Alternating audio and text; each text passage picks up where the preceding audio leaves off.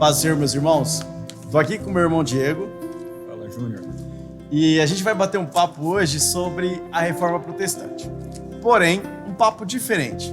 Uma conversa livre entre nós, falando sobre aspectos da Reforma para o século XXI. Então, se você veio em busca de um contexto histórico, meu irmão, não é esse o caso.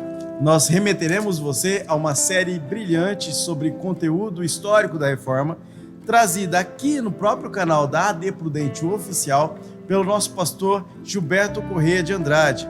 Lá no canal você tem uma série de vídeos de várias quintas-feiras em que foram feitas entrevistas com os pastores, falando sobre o contexto histórico da Reforma e detalhes impressionantes sobre cada um destes pontos. Portanto, se você prefere um contexto histórico, volte lá no canal da AD Prudente Oficial e visite este rico conteúdo para a sua vida. Nós aqui temos uma proposta jovem, né, Diego? Nós estamos aqui assumindo que somos jovens e que estamos aqui numa proposta que pretende pensar a reforma para o século XXI. Imagine, o contexto da reforma foi movido por causa de, em 1517, na véspera do Dia de Todos os Santos, dia 31 de outubro de 1517, Martim Lutero afixa 95 teses contra alguns erros que eram cometidos pela Igreja dominante, a Igreja Católica Apostólica Romana. Lembrando que não existia necessariamente uma única igreja. A Igreja Católica se dividiu em 1054, um grande cisma, né, Diego? E isso gerou até 3 papas no mesmo período. Porém, essa igreja dominante acabou cometendo vários erros e Martim Lutero vai lá e afixa 95 teses em latim, ou seja, não era para todo mundo ver essas teses. O próprio povo não teria capacidade de articular ler essas 95 teses. Era mais uma amostra acadêmica para o próprio Martim Lutero discutir com os acadêmicos aquelas teses. Porém, como diria no tempo presente, viralizou o negócio, né, Diego? E aí a coisa degringolou para a reforma. Agora a questão é, Diego, quando eu penso sobre isso, eu fico imaginando, aquele período exigiu uma reforma. E hoje? Hoje a igreja precisa de reforma? Será que há uma realidade hoje que, quando nós enxergamos, faz crescer em nós o desejo de que algo seja reformado, o que se levante novos reformadores, como foi no século XVI? Olha, Júnior, primeiramente eu quero também cumprimentar os nossos caros telespectadores que sempre acompanham essa programação da Assembleia de Deus do Campo de Presidente Prudente, tanto a playlist, como você mencionou, do pastor Gilberto, como também a playlist da qual estamos atuando com relação à EBD. Vamos lá, Júnior. Primeiramente, com relação a esse conceito da reforma, eu particularmente me agrado muito em dialogar sobre o assunto. Naturalmente que não sou nenhum expert, Júnior, mas me agrado bastante, primeiramente pelo fator histórico. Nós estamos aí às vésperas de completar 503 anos da Reforma Protestante e a pergunta sua é muito pertinente, porque você questiona se existe a necessidade de haver uma reforma hoje. A minha resposta é sim, existe essa necessidade.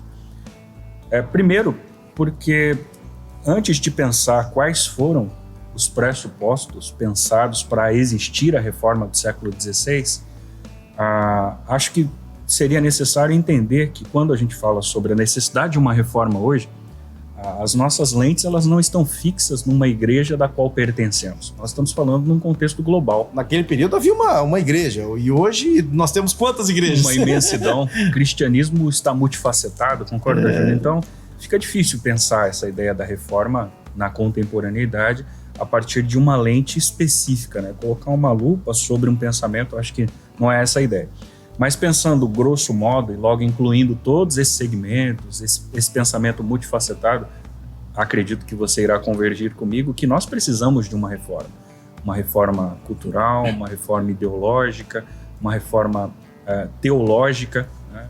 Visto os embates que nós enfrentamos ante a essas linhas de pensamento que que hoje está multifacetada, o sincretismo religioso e várias outras situações, não me vejo respondendo outra coisa que não sim com relação à necessidade de uma reforma hoje. Cada um quer enxergar a Bíblia de um jeito, né, Diego? Cada um quer olhar para a Bíblia e falar, não, o meu modo de entender a Bíblia é isso, então não existe mais regra, parece que está tudo liberado. Você faz uma interpretação seu bel prazer. Exatamente. Tipo assim, por exemplo, isso aqui é conveniente. A Bíblia é como se fosse uma espécie de conveniência. Né? Tipo, isso aqui é interessante para mim. Então, peraí, eu vou articular ela para que, de fato, ela subsidie as minhas falhas, né? Me ampare nos meus pecados e etc. Então, isso faz necessário a necessidade de uma reforma. E aí, Júnior, só para contemplar essa fala dessa necessidade de fato, eu lembro dos pré-reformadores, da figura de Lutero, por exemplo, com aqueles pressupostos, tanto da ideia soteriológica, da salvação em si, que era muito debatida naquele contexto, né, e tanto a eclesiológica, que era a questão da política envolvendo a igreja e etc. Pensando a ideia de salvação para o nosso contexto atual, sem tomar aqui por base linhas teológicas, eu acho que isso precisa ser debatido. Os nossos púlpitos hoje, e falando mais uma vez em contexto global, eles precisam dessa pregação da palavra que leve o sujeito a esse embate, a esse combate, a essa reflexão, a necessidade que ele precisa de atender aos preceitos bíblicos, entender a dimensão da graça, mas ao mesmo tempo perceber que ele precisa estar atrelado aos preceitos bíblicos, que são fundamentais para que ele se torne um cristão salvo, né? Viva uma salvação em vias de fato em caráter contínuo. Então, ou seja, a gente tem que voltar para uma ideia do sola scriptura, né? Voltar para a escritura, voltar para o pensamento bíblico, sem necessariamente ter que voltar no tempo. Exatamente. Eu acho que essa é a grande questão. Exatamente. Nós estamos no século XXI, a gente tem que viver o século XXI. Sim. Eu não sei se você vai concordar comigo, mas eu penso assim, a gente tem uma mania de querer dizer, não, a gente tem que voltar para o que era a igreja primitiva. A gente tem que ser a igreja primitiva. Mas nós não vivemos no tempo da igreja primitiva, nós vivemos no século XXI. Portanto, a gente tem que ser a igreja do século XXI. E ainda que os preceitos têm que retornar para a Bíblia, para a primazia da palavra, para Cristo como centro, a gente tem que viver além daquilo que foi a igreja primitiva. Exatamente. Nós temos que responder a isso, não é verdade? Aliás, Júnior, eu penso quando você fala sobre isso, que nós não estamos com isso desprestigiando os marcos antigos, Sim. mas atualizando simultaneamente ao contexto cultural, porque o mundo gira, o mundo é dinâmico, né? Então, a igreja, e aí pensando por esse prisma de reformar uma igreja, não é pelo viés de uma rebelião, muito pelo contrário, é pensamento reformador, que, aliás, era o pensamento do Spré e do próprio Martinho Lutero. Né? É pensar a igreja na sua contemporaneidade, né? Olhar para a Bíblia e perceber a Bíblia aculturada a essa realidade que nós estamos vivendo hoje. Quando a gente olha para isso, para essa ideia de pensar uma reforma do século XXI, a gente sempre pensa, então tem que reformar, ou então tem que ter esse pensamento reformador. Esse pensamento de que sempre olha para aquilo que está sendo praticado em termos de reino de Deus e pense, olha, isso precisa ser mudado, isso precisa ser melhorado, isso precisa ser aperfeiçoado. Até porque, né, Diego, acho que você vai convir comigo, que a igreja perfeita, ela vai ser encontrada na vinda de Cristo. Sim, né? sim. Ela vai ser encontrada no arrebatamento, na verdade, não só no arrebatamento, mas na vinda triunfante de Cristo para reinar. Então, nós ainda passaremos por esse momento de imperfeições que precisam de correções rotineiras. Aí eu fico pensando, poxa, mas a gente vai reformar que igreja? Nós estamos na Assembleia de Deus. Eu tenho irmãos na Batista, outros na Presbiteriana, outros em várias denominações. Nossa, são centenas de denominações. São várias formas de enxergar a liturgia, Bíblia e tudo mais. Qual igreja a gente reforma? Para onde a gente vai olhar para focar esse olhar reformador? Né? Como a gente enxerga isso? Quando você pensa isso, eu acho que aí a gente pode discutir aquela ideia da igreja local e a igreja universal. Eu acho que, não a do reino de Deus, hein? Pelo amor de Deus, não tô falando dela, não. Uma ressalva, abre parênteses, assim, 2 parênteses de cada lado para ficar bem claro que a universal aqui, ela não se limita a, então, reino de Deus, né? Eu penso, Júnior, que no meu modesto ponto de vista, eu acredito numa evolução do micro para o macro. Eu consigo pensar essa necessidade da reforma a princípio no seu ambiente, no ambiente local. E isso, por certo, acredito que vai afetar o universal, que é o macro, essa perspectiva. Tipo corrente do bem, né? Tipo, eu faço bem, a outra faz, vai proliferando até que tá todo mundo mudado. Exatamente. Eu até vou utilizar de um versículo bíblico, Júnior, não necessariamente esse versículo bíblico tem a ver, aliás, ele não tem absolutamente nada a ver com o que a gente está discutindo aqui, mas só para pensar em Jesus, essa filosofia do micro para o macro. Você lê Atos capítulo 1, verso 8, ele fala, ser-me-eis testemunhas em Jerusalém, Judéia, Samaria, confins da terra. Então acho que há uma evolução, há uma ascendência. Então eu acredito que é por esse viés, sabe? Pensar essa reforma, num primeiro momento, impactando o meu contexto local, que é onde eu tenho contato de fato. Claro que a universalidade aqui, ela precisa ser pensada por dois ângulos. Eu não estou falando da igreja apenas gerida, escolhida por Cristo, que se contempla em todas essas igrejas locais. Eu incluo nessa universalidade todos esses segmentos.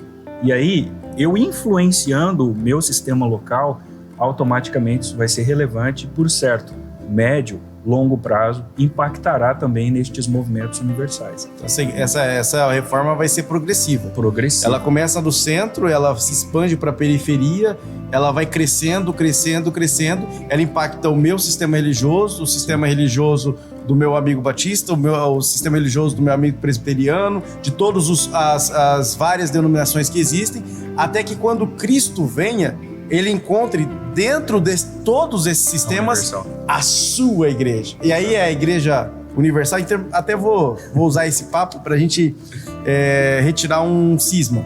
Tem gente que fala a igreja católica. Gente, o termo católico, né, significa universal. Então, quando a gente faz a diferença entre a igreja e a instituição, é a Igreja Católica Apostólica Romana, como ela se nomeia, a ICA, né? Igreja Católica Apostólica Romana, é como ela se nomeia. Mas a Igreja Católica, no sentido de universal, é essa a ideia, de a igreja que se reúne e que se assenta em bancos de diversas denominações. Aquela frase que a gente sempre diz, o céu não tem placa. Não vai ter um território com a cerca elétrica, lá o vigia com a arma. Não, aqui é território da Assembleia, você não vai entrar. Não existe isso no céu, existe, né? Não dá para pensar isso, né? Até porque quando você comenta por esse viés da universalidade, não simplesmente por conta desse resgate de Cristo, mas dessa quantidade de pensamentos cristãos que nós temos hoje, multifacetado de fato, eu acho que essa universalização, esse resgate de Cristo, Júnior, que é o arrebatamento da igreja, ele desconstrói, né? Eu acho que a palavra, possivelmente existam outras, mas essa ideia de desconstruir o que esse acredita, o que aquele acredita, sabe esses entraves que nós temos teológicos diante da corrente A e a corrente B, a universalização a partir desse viés, ela desconstrói tudo isso, né? Cristo vem para arrebatar o seu povo. Paulo escreve a Tito e deixa muito claro que esse povo é especial, zeloso e de boas obras. As características da igreja, da noiva de Cristo. Exatamente, mas ela é indistinta, né? Nós não temos uma distinção, nós não temos lá uma nomenclatura.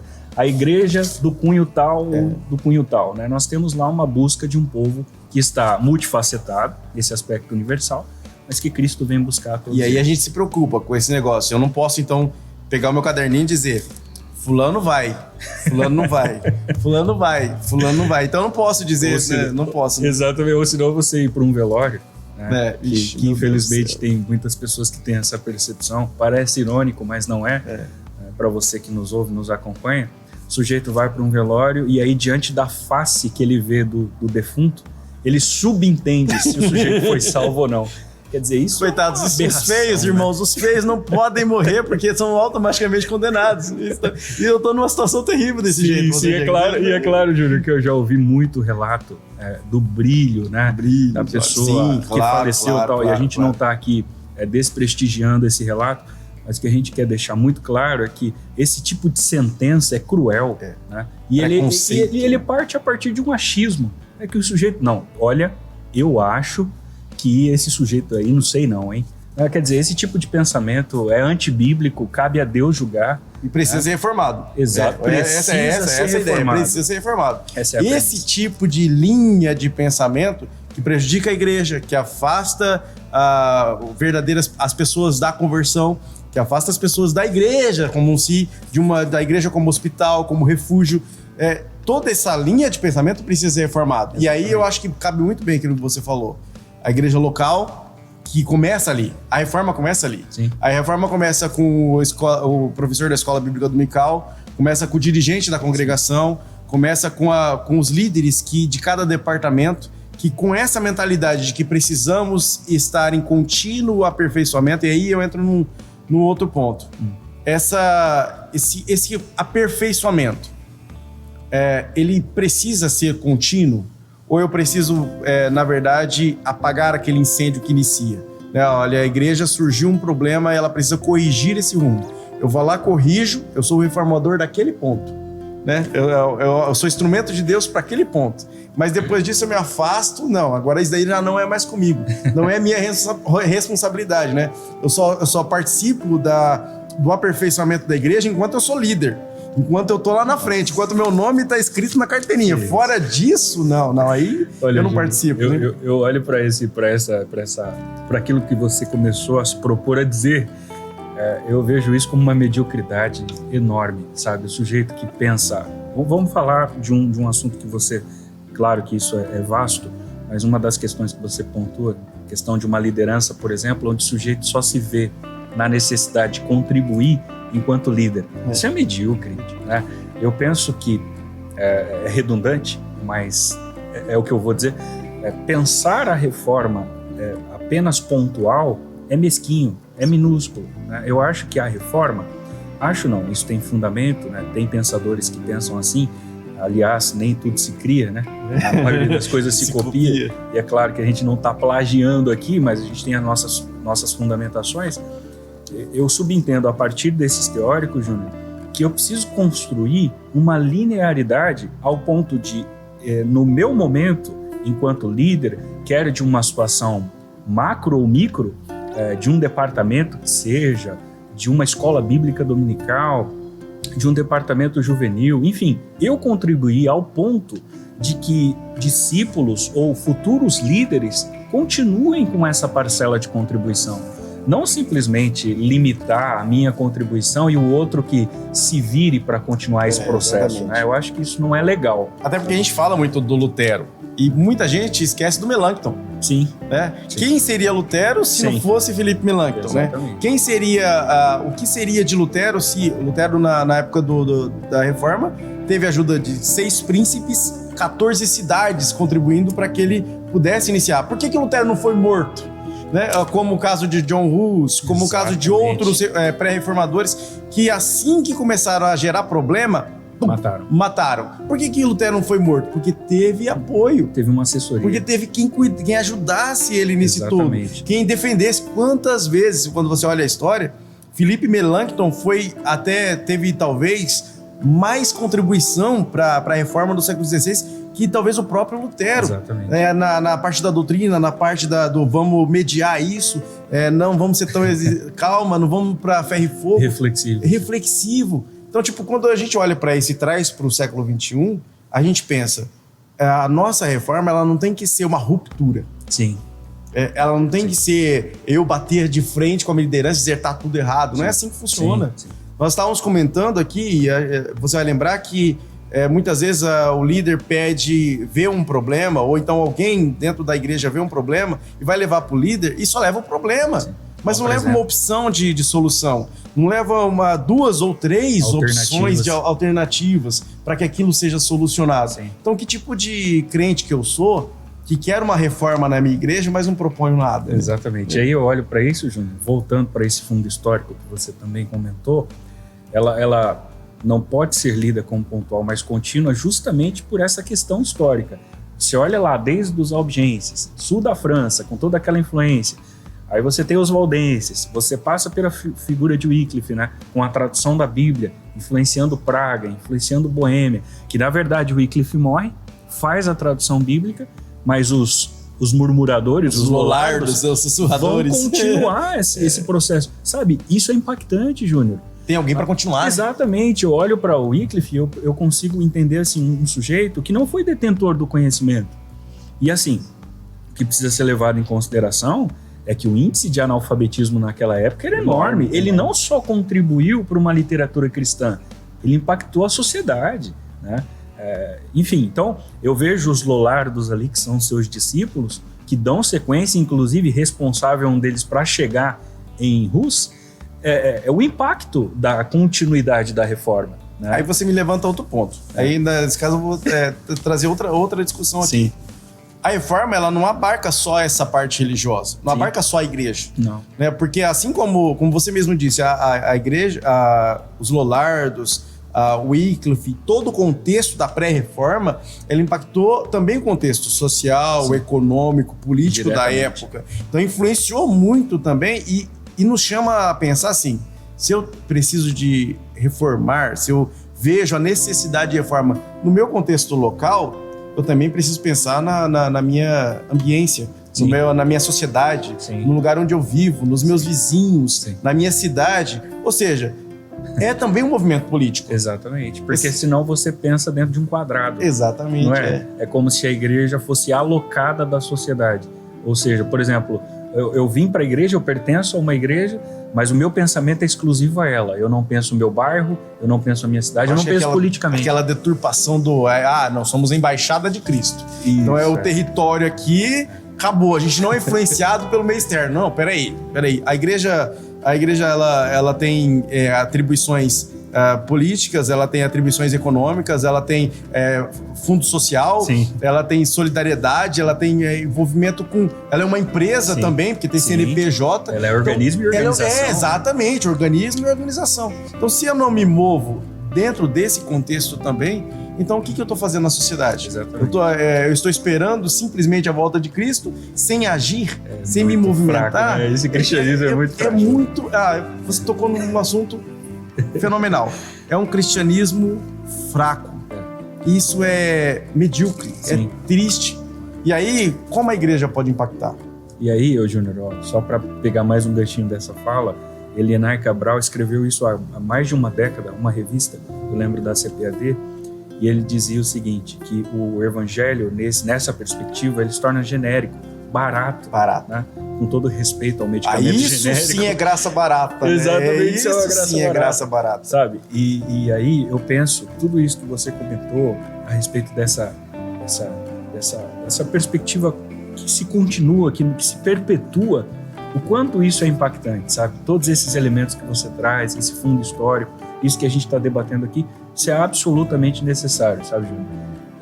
Eu vejo por esse ângulo, eu vejo por essa perspectiva, que hoje nós precisamos de uma reforma contínua, que não se limitou àquele contexto, que, aliás, década de 60, Estados Unidos, um novo Martin Lutero, né? Martin Luther King, um ativista político, um ativista político, vai levantar a bandeira, vai proclamar, vai se posicionar. Então eu vejo que o nosso cristianismo, ele alcança relevância quando o impacto dele não se limita eclesiasticamente, mas ele influencia política, social, culturalmente. Eu acho que é isso. Então, assim, a nossa reforma no século XXI, ela tem um peso muito parecido com o do século XVI. Exatamente. De reformar o pensamento da igreja, e aí a gente não tem uma igreja só como alvo, né? A gente acaba tendo todas as igrejas como alvo, ou seja, cada uma tem um nível de necessidade de aperfeiçoamento, um nível de necessidade de abertura, um nível de necessidade de modificação. Exatamente. E ao mesmo tempo a gente ainda tem que influenciar também a sociedade. Exatamente. Trazer a sociedade para enxergar a igreja não só como aquele lugar onde eu vou para fazer uma celebração social religiosa. Que acabou virando, a igreja acabou virando um clube religioso também, né? Virou, faz parte da minha obrigação social pertencer a uma instituição religiosa. Não é mais a necessidade de verdadeiramente conhecer Deus, se aproximar de Cristo, obter salvação para minha alma pecaminosa. Não, eu sou perfeito, eu vou lá porque eu preciso participar de um contexto social. E aí isso faz do evangelho o quê? Isso faz do evangelho o quê? É verdade. E aí, Júnior, olha, quando falava agora nesse último momento da conversa, até fugiu o pensamento, agora eu me lembrei do que pretendia comentar com relação a não pensar, não mesmo segmentado nem exclusivo, mas perceber a abrangência desse chamamento para todas essas instituições. É o que Pedro se propõe a escrever no capítulo 2, verso 9 da sua carta. Vós sois a geração eleita. Pensando politicamente, você já está eleito, né? Ele não fala de candidato, ele fala de eleito, né? E aí ele propaga isso com mais facetas, né? Ele vai dizer, você além de eleito, sacerdócio real, nação santa, povo adquirido, para anunciar a virtude daquele que chamou você lá da treva, e aí dê os seus apetrechos para o que seria essa treva, para a sua maravilhosa luz. Quer dizer, é impactante, Júnior. Então nós não podemos pensar em quatro paredes. A gente precisa levar essa discussão, esse pensamento reformador, que não é um pensamento de rebelião, muito pelo contrário, é um pensamento onde se reforma e se propõe alternativas dentro do nosso próprio ambiente e fora dele. Eu acho que na verdade, assim, é o que eu costumo sempre dizer quando eu converso principalmente com alguém que entende a reforma de um lado negativo, né? Muitas vezes as pessoas dizem, Martim Lutero, Calvino e outros reformadores foram pessoas que foram contra, se rebeliaram, foram por um princípio de guerra. Na verdade, não é isso.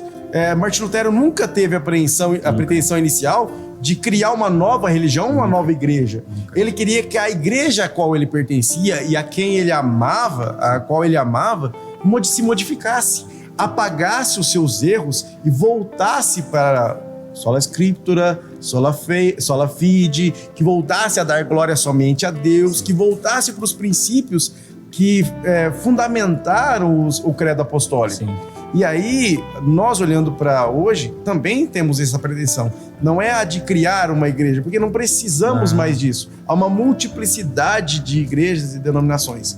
Mas trazer para a igreja, a verdadeira igreja, aquela que está presente em várias denominações, a raiz de um aperfeiçoamento contínuo, do Espírito Santo que vai cuidando e adornando a noiva para o dia da chegada do noivo. Sensacional. Não é? Essa aplicação, esse resgate histórico dos 5 solas, que é a fundamentação para o protesto, de fato, é fundamental. É o que subsidia, inclusive, a nossa discussão. Né? Eu acho que o sujeito que pensa reforma a partir de um prisma que se trata de uma rebelião, esse sujeito precisa reler a reforma, rever a biografia dos sujeitos reformadores e, inclusive, repensar o que é a igreja. Que, em tese, Júnior, o sujeito que vai em busca de uma reforma a partir de uma rebelião, ele está supondo que a construção do seu cristianismo será perfeita. E não será. Não será. Aliás, eu me arrisco, Júnior, e aí com muito respeito a você, ao Rony, a todo telespectador, a igreja supostamente perfeita deixará de ser perfeita se eu entrar nela. Sim, claro. Porque eu sou imperfeito. Exatamente. Então, acho que essa é a ideia. No dia que eu me tornar perfeito, vai brilhar uma luz aqui, você é arrebatado na hora, igual Enoque foi, o Elias, né? Então, enquanto eu estiver aqui, isso é sinal de que eu tenho carne e que eu sou imperfeito. Né? Quer dizer que há sinal de imperfeição, porque eu ainda estou aqui. Exatamente. Senão você estava sendo arrebatado nesse momento, né, irmão? Vocês teriam que continuar esse papo com o pastor Diego, porque eu não estaria mais aqui. E eu possivelmente não conseguiria lidar com o papo, porque ao não ver o Júnior aqui, subentenderia o que foi que aconteceu e o que eu estou fazendo aqui, né? Olha o tamanho do imbróglio que a gente se mete só nessa discussão. E, Diego, eu fico pensando assim, além de todas essas questões filosóficas, sociológicas que debatemos aqui, eu penso assim, na época de Lutero, a reforma ela teve esse alcance enorme por causa, principalmente, de uma outra pessoa que pouco se fala, na verdade, Gutenberg, que naquele período, e aí nós vemos a mão de Deus na história, com certeza, né, a mão de Deus na história, criou a imprensa, né, que criou a tipografia, né, gerou esse aspecto comercial de disponibilizar livros de uma forma em larga escala, né, e isso possibilitou que a tradução, por exemplo, de Martim Lutero se espalhasse. Wycliffe tentou a mesma coisa e o que aconteceu? Queimaram as obras de Wycliffe, né? Então, quando a gente percebe que a tecnologia no século XVI teve impacto direto na reforma. Sim. E a tecnologia hoje, no século XXI, também está tendo impacto na igreja. Sim. Não tá? Olha, Júnior, eu vou pensar esse aspecto tecnológico, é uma inferência, mas eu penso ele desde o Éden. Eu acho que algumas pessoas ainda têm um pensamento simplista, com muito respeito, de que se o sujeito não houvesse pecado, nós estaremos ainda todos no jardim, comendo fruto o dia todo, e vivendo do ócio. Eu não consigo pensar por esse prisma. Porque Deus criou um sujeito inteligente, dotado de ciência. Mandou ele trabalhar, então, inclusive. Exatamente. Já havia uma tecnologia. Eu acredito que nós teríamos uma tecnologia muito mais avançada. O pecado deturpa. Hoje a tecnologia ainda acontece, infelizmente o sujeito usa maleficamente. Mas seria muito mais avançada se o pecado não tivesse... Está na hora da igreja despertar, então, também, para poder fazer essa tecnologia, trabalhar a favor do reino? Então, aí eu olho para a figura que você cita, que traz à tona, que é o Johannes, né? O Gutenberg, lá em Estrasburgo. Sujeito joalheiro. Né? Quer dizer, comerciante, com todo respeito, mas um sujeito simples da sociedade. Comerciante, ávido leitor, lia a literatura de seus pais, mas que vai a partir de uma madeira, depois de metais, da prensa da uva, por isso o nome imprensa. Né, que era o prelo a princípio, criar essa importância que é lida como um dos fatos, dos acontecimentos mais importantes, ou dos 7 acontecimentos mais importantes do cristianismo. Aliás, Júnior, hoje é possível você ter o Evangelho de Marcos, talvez por ser o menor, em 900 traduções, quer dizer, um número maiúsculo.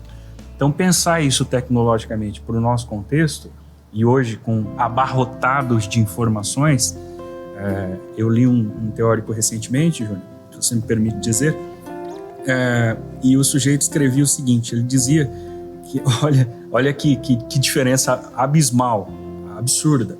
Ele dizia que o sujeito hoje, o jovem hoje, o acesso que ele tem de informação num final de semana é muito mais elástico do que um estudioso do século XV, do século XVI, a vida toda, porque ele tem um bombardeio de informações, né? Então...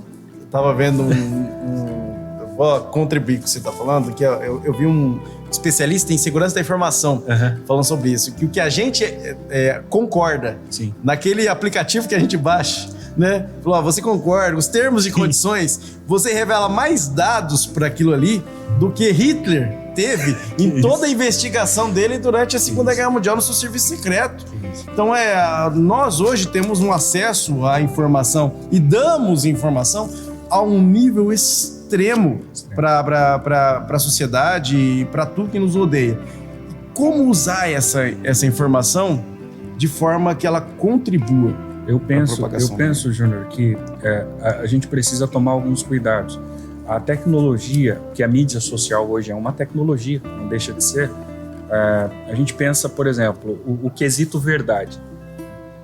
Naquele contexto desses reformadores, quando se olhava para o vocábulo verdade, era uma coisa. Hoje você pode encontrar a verdade no Google, hoje você pode encontrar a verdade no Wikipedia, por exemplo, tem uma questão consensual filosoficamente, e você pode encontrar a verdade no Facebook. Então, quer dizer, o mesmo assunto pode ser debatido por esses 3 aspectos, né? E aí, isso, de uma certa forma, bagunça a mente da juventude. É um cuidado. Um outro cuidado ainda com relação, além de falar das vantagens da mídia social e das ferramentas tecnológicas, é que pode hoje causar um certo ócio, uma certa preguiça, principalmente no sujeito que faz uso do púlpito, da Bíblia Sagrada, que hoje tem tudo quase que micro-ondas, né, Júnior? Hoje o sujeito vai pesquisar sobre um assunto, ele tem um arcabouço quase que pronto, para ele só um esboço pronto, reproduzir. E eu acho que isso não é legal. Não é legal. Agora, no aspecto positivo, que é isso, Júnior? Com uma mensagem, você pode atingir milhares de pessoas, dependendo do seu conhecimento que você tenha socialmente. A gente ainda tem aquele negócio assim como tinha na tradição, na época de Lutero, que ficavam presos ao latim, a fazer a missa virada de costas para o povo. Ainda tem hoje o tablet do diabo, você tinha que ter uma Bíblia na mão, né? Mas o pastor não vem de carroça para a igreja. Né?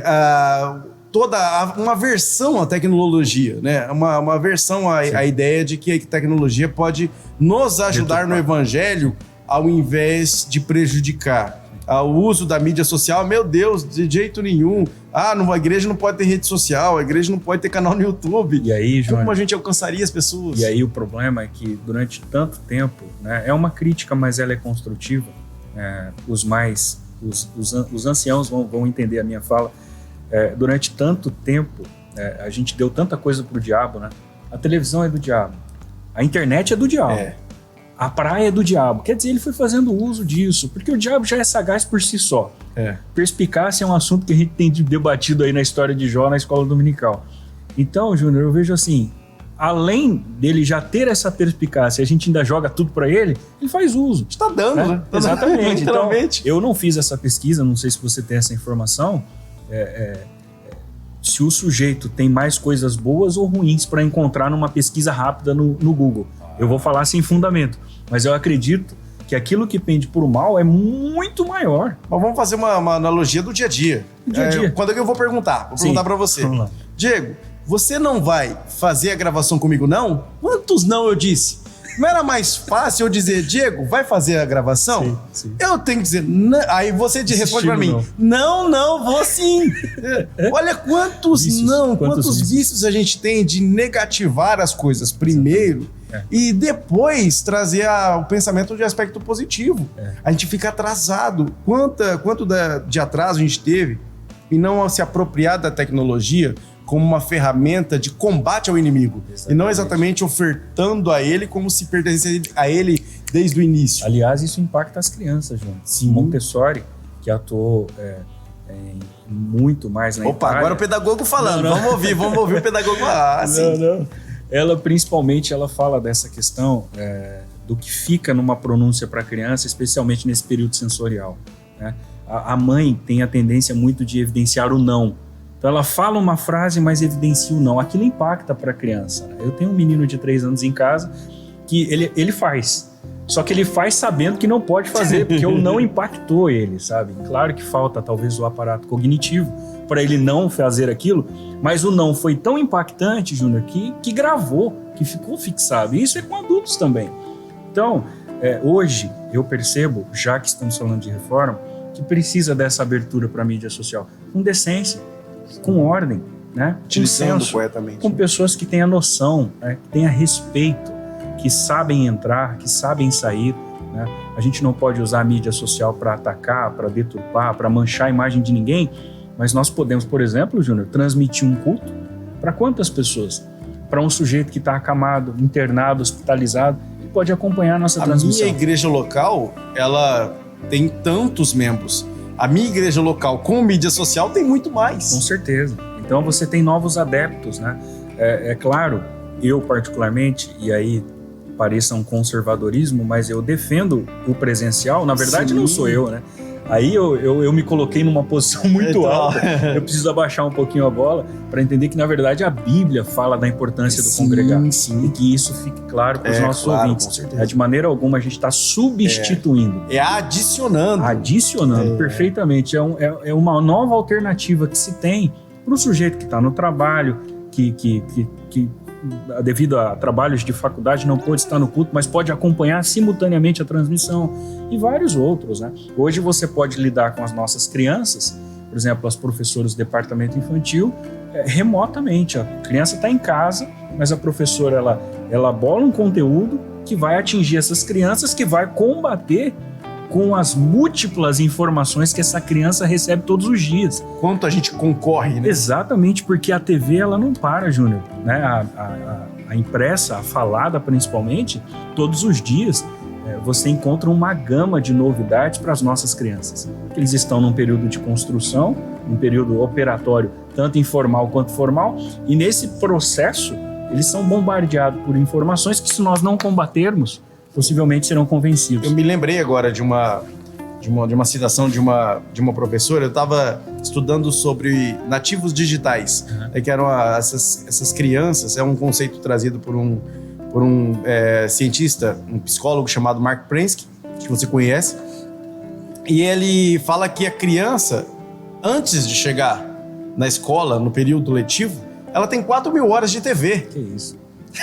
4.000 horas de TV, meus irmãos. Então, quando você observa o tanto de tecnologia que ela carrega, quando chega na escola já, você imagina na igreja, que ela vem 1 vez, 2 vezes por semana, ela chega na igreja com uma carga horária de outros estímulos, e aí chega lá, de repente não tem todo aquele estímulo para ela, e aí é preciso que haja todo um cuidado, principalmente com essa criança que está em formação, para que ela se desenvolva dentro do reino. Tem uma pensadora, uma autora, chama Terezinha Rios. Eu gosto da temática pedagógica dela. Ela fala muito sobre a ideia de conhecimento prévio. Agora você imagina uma criança, Júnior, com 4.000 horas, abre aspas, de conhecimento prévio. Qual? Todos estes que você não elencou, mas que a gente já subentende.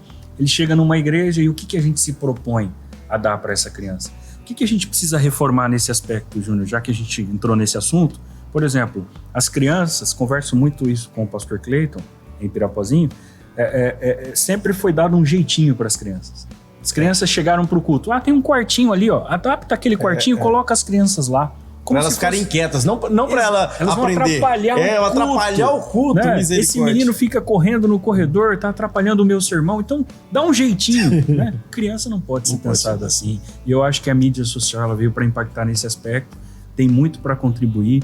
Eu vejo, a começar de mim, sabe, uma crítica que eu faço pessoal, a me inteirar mais com esse meio, porque esse meio tem muito positivamente a contribuir. O lado negativo a gente já sabe, mas positivamente ele é um oceano que precisa ser descoberto, sabe? Ou seja, há um novo pensamento a ser reformado também com relação à mídia social, exatamente, também com relação ao uso de tecnologia da igreja. A gente tem que combater os excessos, sim, óbvio, mas os excessos em todos os sentidos, sim, também. Sim. Não podemos colocar uma lente, uma lupa em cima daquele assunto, tecnologia, e bater como se fosse um martelo, sim, como se fosse uma ameaça.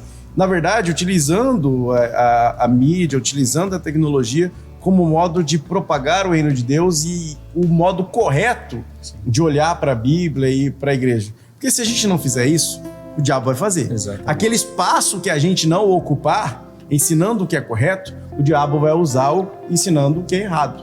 Então é uma guerra também virtual.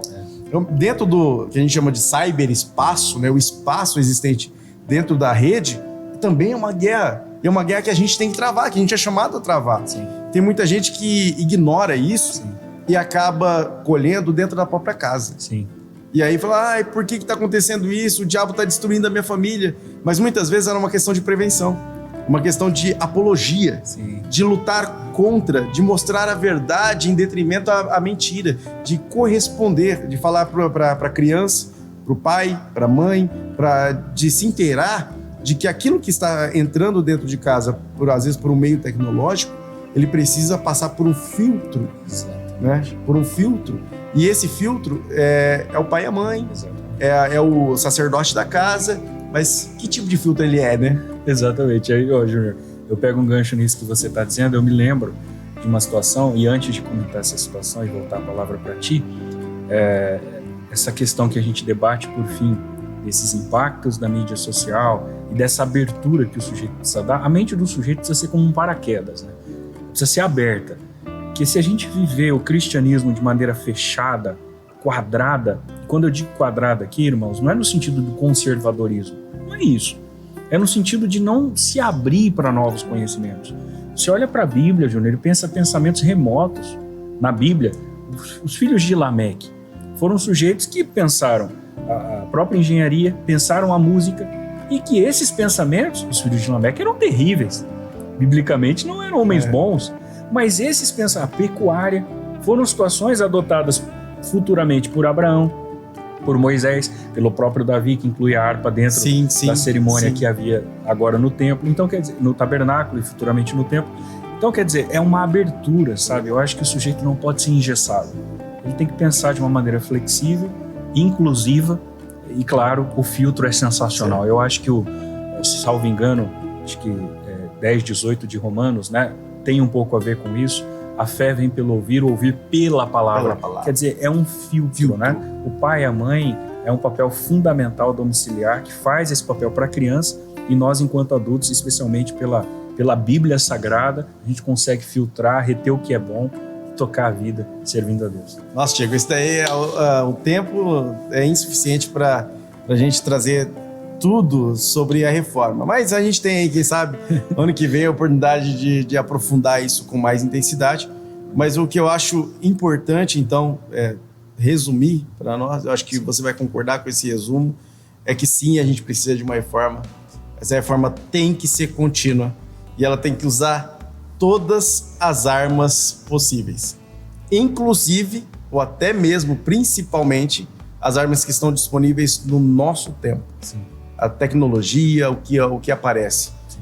Não é para deturpar o que a Bíblia nos traz, não é para arrancar a tradição, não é para destruir os marcos antigos, mas muito pelo contrário, para estabelecer esses marcos numa região ainda mais longe, para avançar sobre o território que era do inimigo. Exato. E que a gente foi chamado para conquistar, né? Para vencer. Né? Então, eu acredito, irmãos, que essa é a nossa proposta, trazer essa discussão mesmo, trazendo a reforma para o século XXI. Foi um papo, pelo menos para mim, muito instrutivo, muito bom.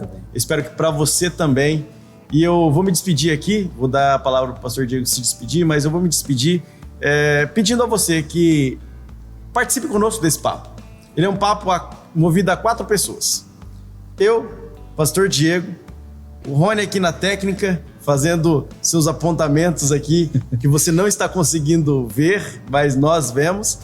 E você, aí do outro lado da câmera, que tem a oportunidade de discutir isso nesse próprio vídeo, deixando seu comentário, compartilhando, mostrando a sua satisfação e até mesmo, porventura, a sua insatisfação com relação a isso, a essa discussão, para que a gente possa aprofundar, melhorar, aperfeiçoar e trazer ainda melhores conteúdos sobre assuntos tão importantes quanto a reforma, né, Diego? É isso, Júnior. Eu acho que nós estamos aqui, irmãos, para contribuir com o reino de Deus. O nosso intuito primeiro é esse. Nosso intuito não é nenhum tipo de projeção pessoal ou se utilizar dessa plataforma para isso. Nosso intuito é contribuir para o reino de Deus. E a gente percebe que a reforma é um dos assuntos que contribuem muito, não só contribuiu, como contribui na atualidade, para você, para nós especialmente. E como o Júnior bem colocou, o seu dislike talvez possa incomodar para alguém, mas para nós a gente vai entender que você assistiu e discordou em algum momento com uma fala minha, com uma fala do Júnior. Irmãos, nós não somos unânimes, nós não estamos aqui para construir concepções unânimes, muito pelo contrário, nós somos dinâmicos, devemos estar prontos para o sim e para o não, e tá tudo certo. O legal é ter você com a gente, né, Júnior? Perfeito, meus irmãos. Um abraço, Deus abençoe.